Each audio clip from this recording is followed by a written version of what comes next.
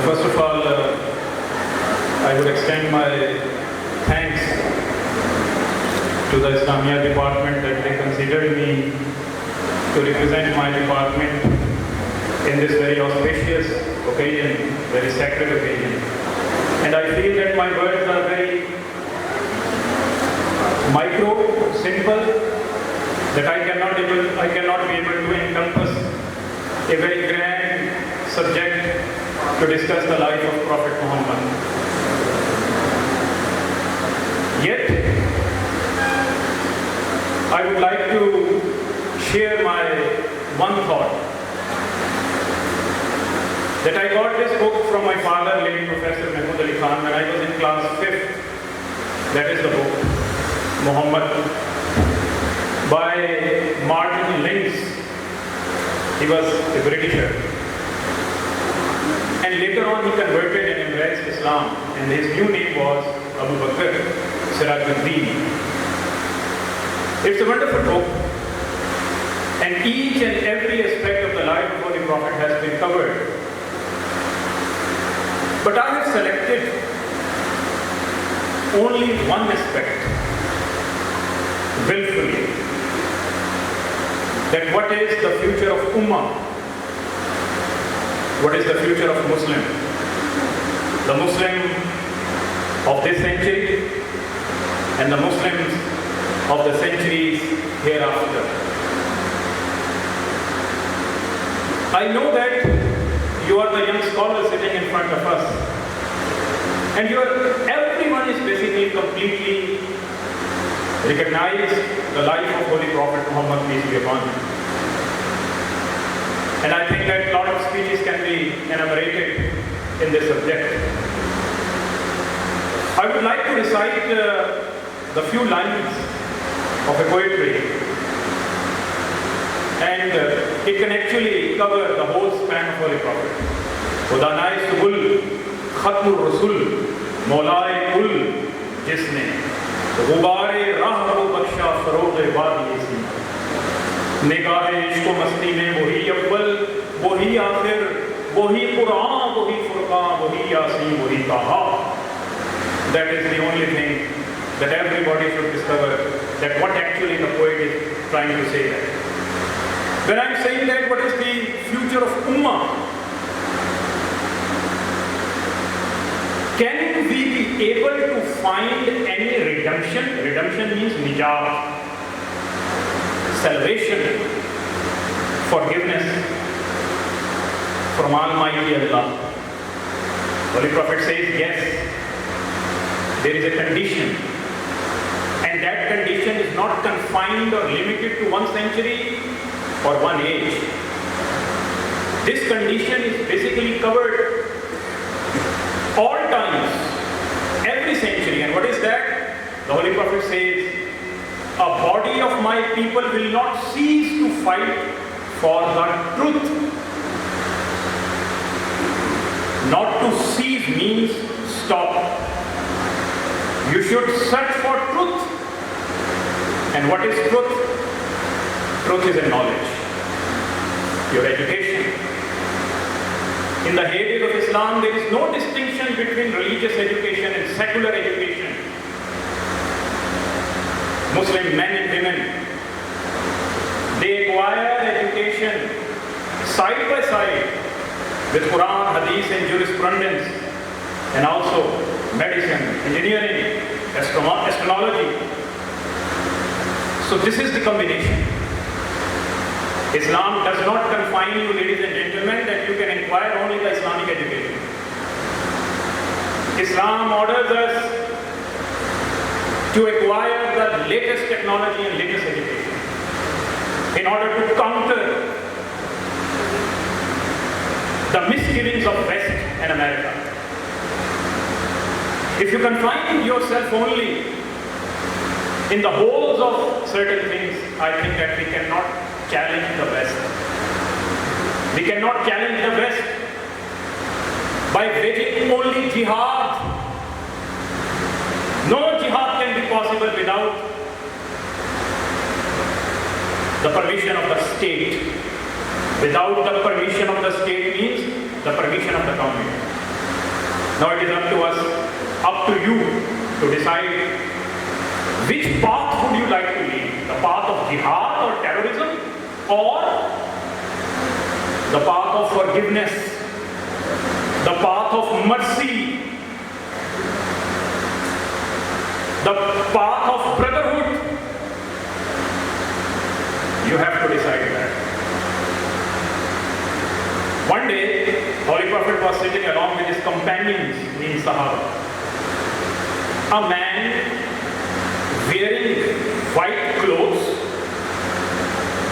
and having an exceedingly black hair, he sat in front of Holy Prophet, peace be upon him, and he said that I would ask certain questions from you. I would ask certain questions from you. Holy Prophet says that what type of question would you like to ask? The stranger, the man, he asked one question. O Muhammad, tell me, what is the surrender? Surrender means, what is Islam? I am basically telling you what is the path for us, for Ummah. What is the definition of Islam? Holy Prophet, peace be upon him, replies, to perform the prayer, number one, bestow the alms. Alms means to give sadaqah. Number two. Number three, fasting in Ramadan and make the pilgrimage of the Holy House if you can afford. Means you can perform your Hajj. These are the four things. Then the stranger, the man, asks another question. Tell me, what is faith? The second question, what is Iman? Muhammad answered, to believe in God and in His angels and His books and His messengers and the last day of judgment, and to believe that no good or evil cometh but by His providence. Not good or evil means whatever the fate you have, taqdeer, you have to submit of your taqdeer. That is the second question. Then the stranger asks the third question. What is excellence? You know what is the meaning of excellence? It is called ihsan. What is excellence? What is ihsan? Holy Prophet replies, to worship God, it is very important, just listen it. To worship God as if you see Him. Worship God as if you see Him.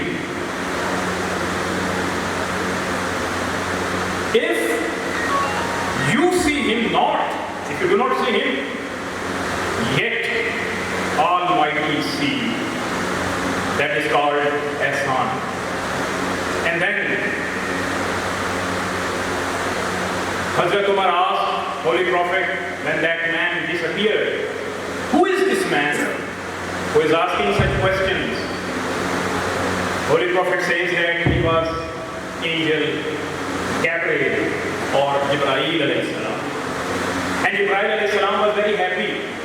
And he says that please convey this message to the Ummah. What is the future of Ummah? And if this Ummah is accepting these statements, there is no confusion that the future of Ummah is vibrant, prosperous, wonderful, and excellent. The future of Ummah based upon unity, based upon tolerance and forgiveness, based upon not in revenge but in forgiveness, not in hatred but mercy. Give the proper rights to the minorities of your countries.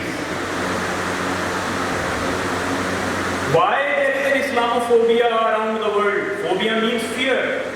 Why a non-Muslim is basically frightened to listen the name of Islam? Because we have actually misinterpreted the message of Allah and His Holy Prophet, peace be upon him, and misinterpreted Quran. This is the reason that the whole non-believers are basically afraid of us. And if you want that they should not be afraid of us, please establish coordination.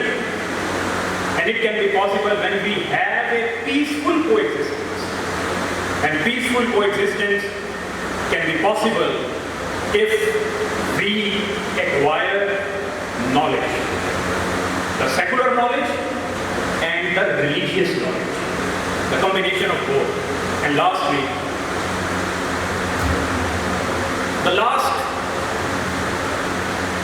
line which I want to just elaborate from this book, just 2 or 3 lines. When Holy Prophet, peace be upon him,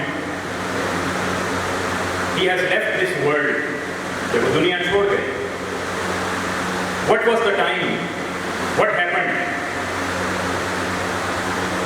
The dead body of Holy Prophet was lying in the house of Hazrat Aisha.